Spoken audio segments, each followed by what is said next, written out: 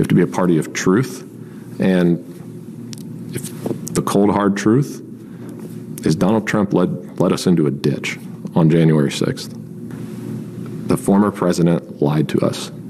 He lied to every one of us. And in doing so, he cost us the House, the Senate, and the White House. I see fundamentally a person who shouldn't be able to hold office again because of what he did around January 6th. But I also see somebody who's an enormous political loser. And I don't know why anybody who wants to win elections going forward would follow that. I simply, I don't get it ethically. I certainly don't get it politically. Neither of them make sense. If he's the nominee again in 24, I will do everything I personally can to make sure he doesn't win. Now, I'm not voting for Democrats, but whether that's find a viable third party or whether that's try to defeat him in primaries, whatever it is, that's going to be where I'll spend my time. Because you're worried about what he'll do to democracy? Yeah, I don't trust him. January 6th was the line that can't be crossed. January 6th was an unconstitutional attempt led by the President of the United States to overturn an American election and reinstall himself in power illegitimately. That's fallen nation territory. That's third world country territory. So let's dive into what Representative Gonzalez had to say about Trump and the future of the party and the country. And let's talk about the GOP overall. Hey, what's going on, everybody? I'm Jackson White, co-founder and chief of content at Politiscope, and thank you for once again tuning in to the Young Turks. Now, let's talk a little bit about the GOP and how Representative Gonzalez had to say that he doesn't understand why people would follow the path of Trump because he's a political loser and just a loser in general, and he doesn't get why people would ethically or politically follow that path.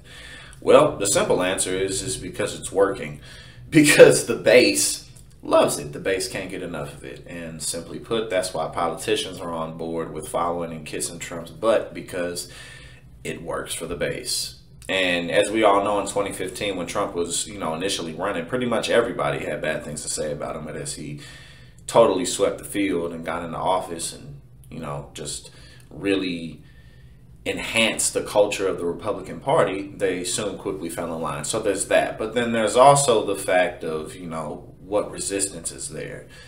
He said he's going to do anything he can to stop Trump from getting into office. But outside of January 6th, Gonzalez was on board with pretty much everything that, the Trump administration put forth legislation-wise and policy-wise. So it's good that we have, some sensible people who are like, I'm not quite on board for changing democracy as a whole, because these are people that we can at least work with. But at the same time, you joined an organization that for decades has been moving towards, what we see with Donald Trump, the culture that we see with Donald Trump. For decades, as Southern strategies have been used, and as race and bigotry has been put on the forefront of Republican propaganda and Republican rhetoric. When Trump came down those steps and he said Mexicans are rapists and thieves and murderers, everyone loved it for a reason, because that's all they see on Fox News. That's all they get with the far right-wing commentary. That's what they see. That's what really riles them up.